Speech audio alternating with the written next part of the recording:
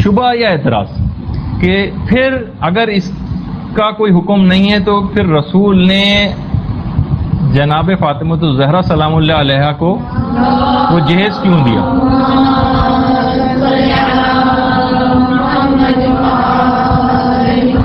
دیکھیے سر، پہلی چیز تو یہ ہے کہ اول تو وہ جہیز تھا ہی نہیں، وہ مہر معجل کی وہ رقم تھی جو خود یہ جتنی بھی چیزیں خریدی گئی تھیں بعنوان، جس کو آپ اپنے طور پر اول تو جہیز کہنا ہی نہیں چاہیے اس کو، وہ خود امیر المومنین نے اپنی زرہ بیچی تھی.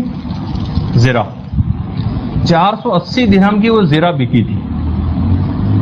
وہ بیچنے کے بعد جو اس کے پیسے آئے تھے، پھر پیغمبر اسلام نے وہی خود ہی مولا کی وہ جو زرہ بکی تھی اس کے ان پیسوں سے وہ چیزیں خریدی تھی، کیونکہ مولا اس سے پہلے پیغمبر اسلام کے ساتھ ان کے گھر میں ہی رہتے تھے، لیکن وہ گھر خود اتنا چھوٹا تھا کہ اس کے بعد ان کو الگ ہونا ہی تھا.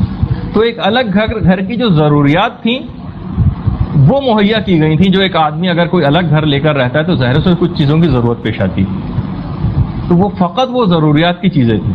دیکھیے ضرورت کس سے نکلا ہے؟ ضرر سے، جس کے نہ ہونے سے نقصان. صرف فقط وہ چیزیں، ضرورت اس بات کی نشاندہی کرتا ہے کہ اگر وہ چیز نہ ہوئی تو نقصان ہوگا. یعنی کیسے آپ گھر میں ظاہر ہے پانی پینے کے لیے گلاس چاہیے اور کھانا بنانے کے لیے مثلا چکی چاہیے تھی اور یہ سب چیزیں. نہیں، معجل جس کو فوراً ادا کرنا ہوتا ہے، میم عین جیم لام معجل. ہاں، یہ اس کے طور پر یہ پہلے انہوں نے یعنی کہ اس چیز کو بیچا اور اس کے طور پر یہ سب چیزیں جو ہے خریدی گئیں.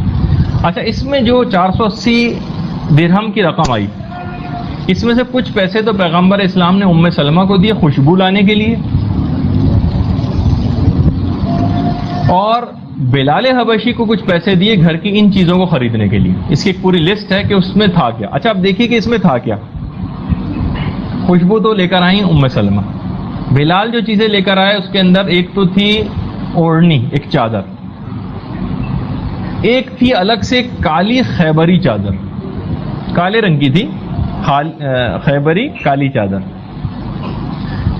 بیڈ کے طور پر کھجور کے تنوں کا ایک تخت تھا لیٹنے کے لیے، کھجور کے تنوں سے وہ تخت بنایا گیا تھا. اچھا، 2 میٹریس یا گدے تھے، جس میں سے ایک کھجور کی چھال جس کے اندر بچھی ہوئی تھی، اور بھیڑ کے اون سے بنا ہوا دوسرا میٹریس تھا. 4 عدد تکیے تھے، ایک اونی پردہ تھا،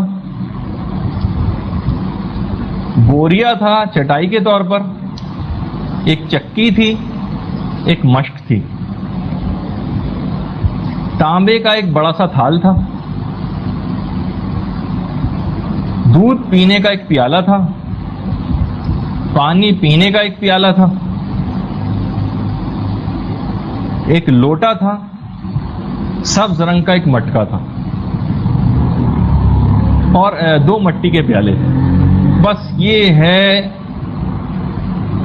پورا جہیز فاطمہ. کون سی لگژری ہے اس میں؟ اور اگر اس کو آپ جہیز کہیں بھی تو بھی یہ سسر نے نہیں دیا، یہ خود داماد نے یہ چیز ارینج کی تھی، یہ سب چیزیں. اور خود ام سلمہ یہ کہتی ہیں کہ پھر ہم اس گھر کے اندر آئے جہاں فاطمہ کو رخصت کر کے لایا گیا. ہم نے مدینے کی مٹی کو صحن کے اندر بچھایا اور ایک لکڑی زمین میں گاڑی تاکہ اس کے اوپر کپڑے لٹکائے جا سکیں اور مشک کو لٹکایا جا سکے. اور پیغمبر کے سامنے جب یہ جہیز آیا تو پیغمبر نے اس کو دیکھا. دیکھنے کے بعد زار و قطار روئے اور گریہ کیا اور کہا کہ پروردگارہ تو اس شادی کو نیک اور مبارک قرار دے. یہ ہے. اچھا، اس کے بعد پھر جو ولیمہ ہوا اس کے اندر ٹھنڈا پانی، کھجور اور ایک روایت کے مطابق کچھ گوشت بھی لوگوں کے اندر کھلایا گیا. یہ ہے تاجدار مدینہ کی بیٹی کی شادی، اور یہ ہے شہنشاہ کائنات کی بیٹی کا ولیمہ. ہے اس میں کوئی پیغام ہمارے لیے؟ یہ ہم کو اس کے اندر دیکھنا ہے. اس کے اندر پھر وہی ہے کہ افراط و تفرید کا پہلو نہ آئے. جو صاحب حیثیت ہیں اپنی خوشی سے کوئی چیز دینا چاہتے ہیں گفٹ کے طور پر وہ دے سکتے ہیں، ان پر کوئی لعن اور اعتراض کرنے کی ہمیں کوئی گنجائش نہیں، کیونکہ پروردگار عالم نے اجازت دی۔ لیکن اگر کسی شخص میں کوئی حیثیت نہیں ہے، خاص طور پر جیسے میں نے تذکرہ ابھی آپ سے تھوڑی دیر پہلے کیا کہ صرف فقط نکاحی کے اندر 300-400 لوگوں کو لے کر جانا، یہ جانے بغیر کہ اس بیچارے باپ کی اتنی حیثیت بھی ہے یا نہیں کہ جتنے 50-50 ہزار روپے اور 1-1 لاکھ روپے کا وہ ان تمام چیزوں کا ارینجمنٹ کر سکے اور آپ کو کھانے کھلا سکے، تو اس بات کی تحقیق کرنا ضروری ہے۔ اگر کوئی شخص ان تمام چیزوں کو مہیا کرنے میں سودی قرضے لے رہا ہو، اپنے گھر کو گروی رکھ رہا ہو، یا سخت مصیبت تکلیف اور پریشانی میں مبتلا ہو رہا ہو، لوگوں سے اس کو پیسے مانگنے پڑ رہے ہوں، تو پھر تو یقیناً یہ سب چیزیں طلب کرنا حرام ہے، بلکہ ایسے افراد کی کمک کرنی چاہیے اور ان کو اس بات پہ تیار کرنا چاہیے کہ اپنے آپ کو اس قسم کی زحمت میں نہ ڈالیں۔ تو اس کے اندر بس یہ ایک فقہی مسئلہ مجھے بیان کرنا تھا، تھوڑی بہت اس میں جو غلط پہلو